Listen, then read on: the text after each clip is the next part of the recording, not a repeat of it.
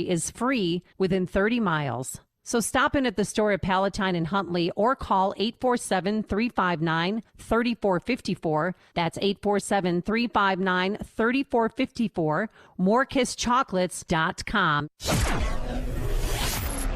8:37. Team Hochberg Traffic Center time and Jim Telemonti. Checking traffic right now. There's a crash at Oak Brook Terrace on Roosevelt Road at Butterfield. We are still seeing delays on northbound I-57, Volmer Road past Flossmoor Road. The right lane is blocked. Tractor trailer in the ditch there. The northwest of McHenry, Chapel Hill Road remains closed. In Lincoln Road and August Lane, there's an overturned vehicle in that area. We are seeing roadwork delays on northbound I-55 in Grundy County from around Gardner Road to Reed Road. And then also farther north, it's heavy River Road to Blodgett and southbound from Arsenal to River Road.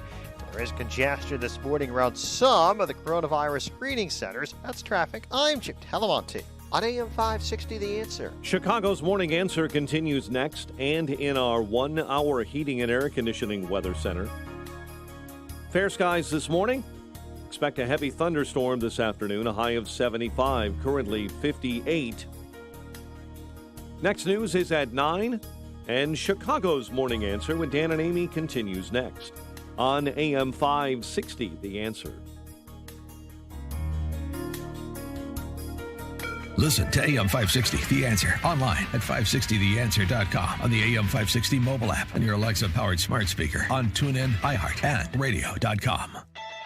When you've got questions, he always has an answer. It's Sean Hannity, this afternoon at 2 on AM 560, The Answer. Top of the morning, Dan and Amy. Writing in the Chicago Tribune, Dr. Carrie Mendoza penned these words: in the last few weeks, I've treated dozens of patients with COVID-19. Unlike your average day in the emergency department, I'm now paranoid of my every move, worry not only of contracting the virus, but of bringing it home. I live with the invisible potential that follows me, coronavirus on my shoe, on my hair, under my nail. Just a few weeks ago, these thoughts would have seemed crazy, but they're not crazy now, and she does have the personal protection equipment she needs, as she writes in this op-ed. But it's worth noting, I know Dr. Mendoza a little bit, and just in terms of what she's doing to help others, she would probably not say, and I hope I'm not speaking out of school, but she and her husband have sons that have an underlying condition that potentially would expose them to be more, potentially position them to be more vulnerable than others. Oh, gosh. And yet she's still on the front lines working to treat and cure COVID-19 patients. So that says something about the medical professionals that are on the front lines, including in Chicago, which is where she is an attending emergency medicine physician. Dr. Carrie Mendoza, thanks for joining us. Appreciate it. Thanks, Dan. So tell us, before we get into sort of the thrust of your op-ed in the Chicago Tribune, and just building on the excerpt I read from your piece, tell us a little bit about what it's like where you work and what it's been like over the last several weeks. Yeah, it's been hard. It's obviously been scary, but the emergency medicine community is just a really tight-knit community that has always been prepared for dealing with whatever happens to come through the door. Initially, obviously, there was some, kind of confusion and uncertainty as to how serious this was going to become, but now there's definitely clarity about it, and I think everyone's just working great together as a team, and feels they're all in the same boat so they can lean on each other, and I think what's sort of humbling to us is that the wider community in Chicago and the whole country is focusing a lot on our community, and this is kind of what we are trained to do every day. Obviously, it's a higher risk situation now. And what's it like in your hospital currently? Are there enough ventilators? Are there enough beds? Do you have enough PPE? Yes, where I work at several different places, and it's very organized with communications. There's definitely, when I come to work, there's plenty of PPE. Again, I think initially there was, not total clarity as to everything that would be needed, and at the beginning it was Right. unclear with patients in terms of who might have it, who might not, and how can we best, use the PPE. And now, every patient we assume, even with some mild symptoms, is a COVID patient. And there's, plenty of PPE for us in the emergency department, and hasn't been issues with concern about having enough ventilators. So I think we've been in a really good position. You talk about the need to, thinking about lessons to be taken away from this crisis when we're on the other side of it. The need to flatten the curve in a bureaucratic sense, flatten the healthcare bureaucracy, that curve. And you talk about operational changes that physicians have wanted for years that are finally being implemented during this period of time. Talk to us about some of those operational changes that should stay. Yeah, sure. So a lot of, I think, the bureaucracy that's, developed around healthcare has come from, needing to be in compliance with regulations. And I think over the years, things probably certainly started out with good intentions, like a lot of regulations, so focused on safety. And I think as just the healthcare dollars have just expanded, of course, there's, kind of a look towards, well, what value are we getting for these dollars? And then I think from there, it just grew. For example, like in the emergency department, one thing the government has required is to measure the length of stay a patient is in the department. And certainly for certain conditions, like if you come in with a heart attack or stroke, we have protocols that are based on, how quickly we can get you to definitive treatment. And we all agree that that makes sense. But applying it to a lot of, to every case in the emergency department really doesn't make sense. So, for example, patients that come from nursing homes that are really complicated, that we, may have to reach out to get records from other places or talk with family, the time spent with the patient to solve the problem is what we should be focusing on now, not how fast we're doing it. And so in order to report a metric like length of stay, an army of people need to be hired in order to track all that, and then software is then bought to try and track that. And then you get feedback, for example, from an administrator talking about that issue, like, well, why are the length of stays longer? And again, they're good-hearted people just doing their job, but it cross purposes of actually taking care of our patients in the ER.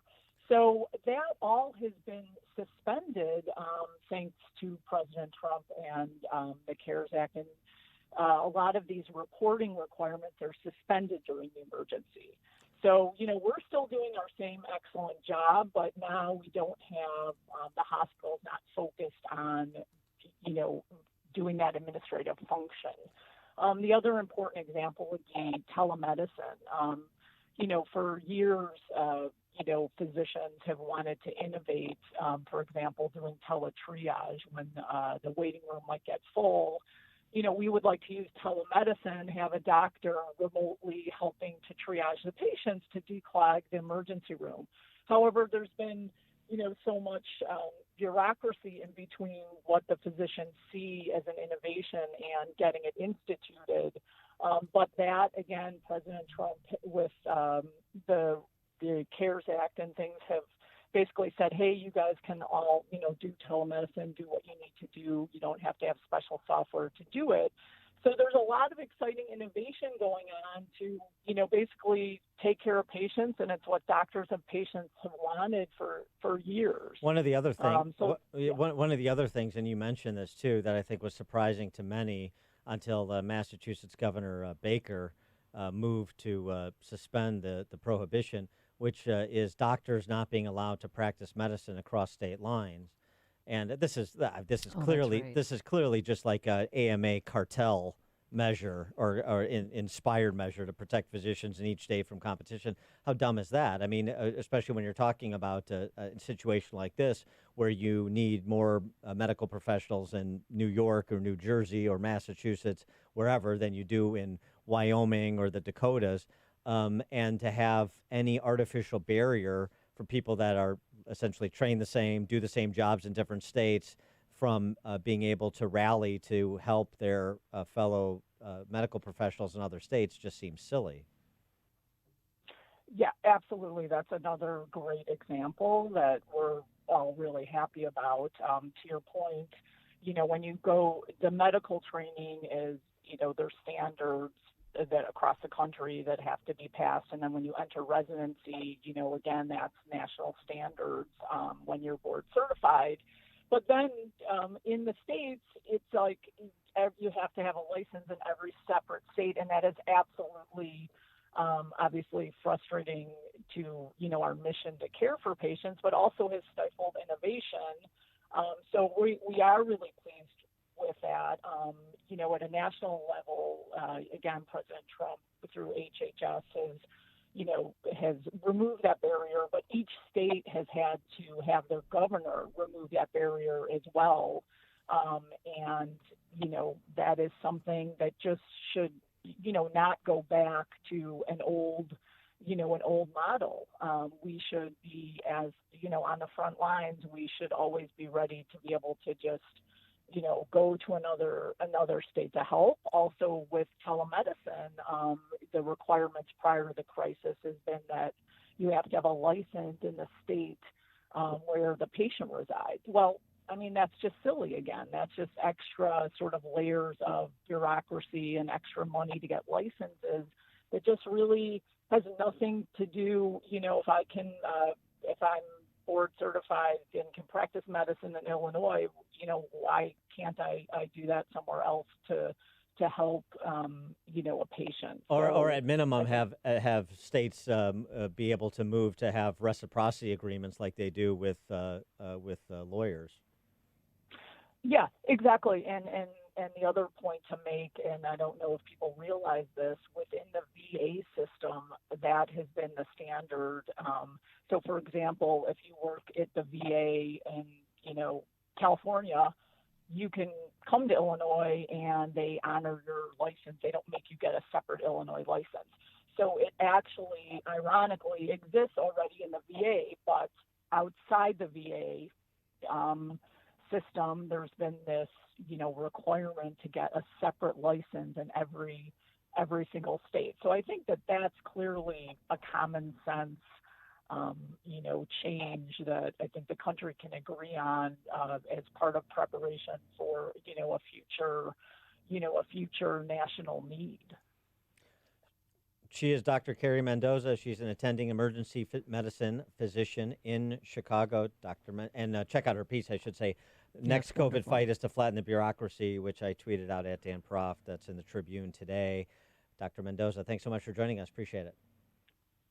Thank you. Stay well. You too. Yeah, you too. Thanks for all that you do. It's a huge sacrifice for others. I appreciate it. And she joined us on our turnkey.pro answer line.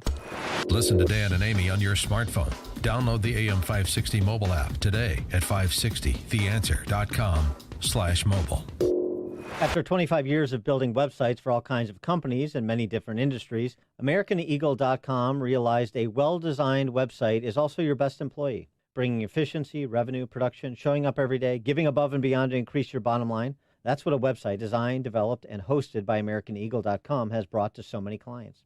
An AmericanEagle.com website is a 24/7 branding exercise, building rapport and thus brand equity while you sleep. Companies like WeatherTech have relied on American Eagle